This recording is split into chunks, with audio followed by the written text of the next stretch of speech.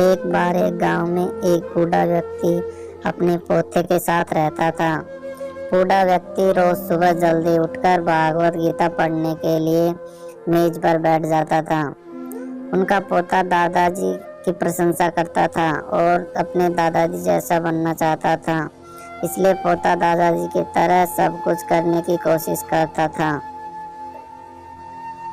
एक दिन पोता अपने दादाजी के पास गया और कहा, दादाजी, मैं आपकी तरह रोज मेज पर बैठकर भागवत गीता पढ़ता हूँ, लेकिन मैं इसे ज्यादातर समझ नहीं पाता हूँ।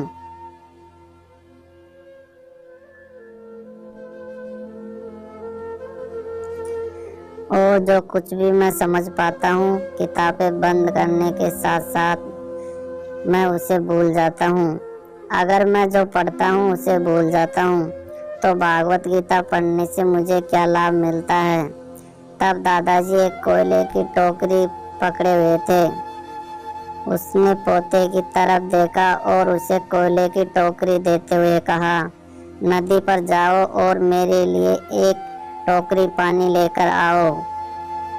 दादाजी ने जैसा कहा, लड़के ने वैसा ही किया, लेकिन जैसे ही वह घर पहुंचता है, टोकरी का सारा पानी निकल जाता है।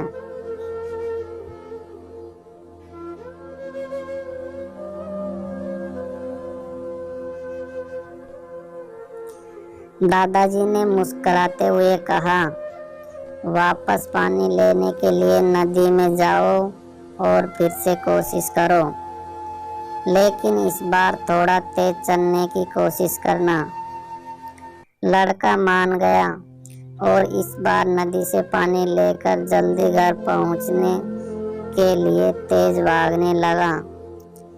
लेकिन इस बार भी घर आने के बाद दादाजी ने देखा तो टोकरी खाली थी। दादाजी ने पोते को फिर से कोशिश करने के लिए कहा, लेकिन हर बार रास्ते में टोकरी से पानी निकल जाता है और टोकरी खाली हो जाती है। लड़का थक गया और अपने दादाजी को कहा, दूर नदी से टोकरी में पानी लाना असंभव है, मैं आपके लिए पानी से भरी बाल्टी ला सकता हूँ।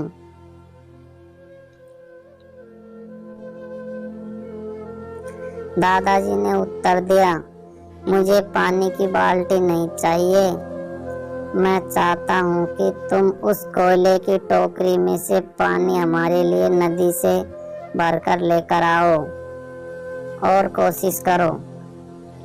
लड़का जानता था कि यह असंभव है, लेकिन उसने अपने दादाजी की बात मानी और फिर से कोशिश की।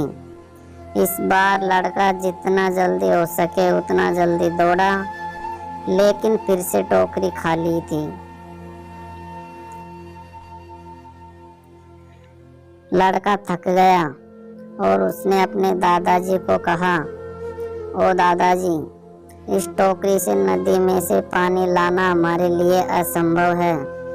दादाजी ने उत्तर दिया, तुमको लगता है कि यह असंभव है, लेकिन जरा टोकरी को तो देखो। लड़के ने टोकरी की ओर देखा तो टोकरी बहुत साफ सुथरी दिख रही थी। उसने देखा टोकरी से कोयले की सारे दाग हट गए थे। अब कोयले की टोकरी अंदर और बाहर से साफ हो गई थी। दादाजी ने कहा, तुमने देखा कि टोकरी के अब सारे दाग मुक्त हो गए। जब आप भागवत गीता पढ़ते हैं तो ऐसा ही होता है।